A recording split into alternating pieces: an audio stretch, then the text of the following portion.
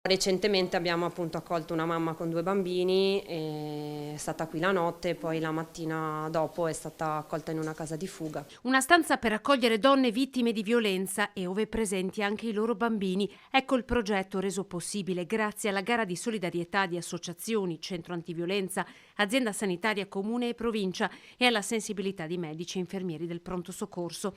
Da loro è partita l'idea, troppe le donne arrivate al nosocomio per curare ferite con evidenti segni di maltrattamenti. Ultimamente tante, che però poi continuano il percorso, sono molto poche. Tante vengono, chiedono aiuto, vogliono il referto per andare dai carabinieri, però è un percorso lungo quello della donna, di accettare che quella situazione non è quella giusta e prendere il coraggio di andarsene. Un letto matrimoniale, biancheria intima, una tuta, lenzuola e coperte. Ogni suppellettile acquistato grazie ad una raccolta fondi attivata sul territorio. Anche se serve solo per una donna all'anno, va bene, abbiamo fatto qualcosa, insomma. Sono vittime di violenza da parte dell'uomo, del partner o del compagno, quindi è importante questo perché riusciamo a isolare e dare la possibilità alla persona di stare staccata dalla situazione di criticità e poi essere inviata al centro aiuto della famiglia, cioè al CAV, quindi è importante sì realizzare questa cosa. Centro antiviolenza di Vittorio Veneto che ha seguito lo scorso anno 120 donne.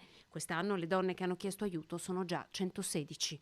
Arriviamo fino a farla uscire da questo tunnel, dando a lei la possibilità di ricollocarsi nella società. Ci sono quindi contributi pubblici sia per fare la patente, per trovarsi una casa, le aiutiamo ad inserirsi nel mondo del lavoro. Quindi c'è la possibilità davvero di uscire da queste brutte storie.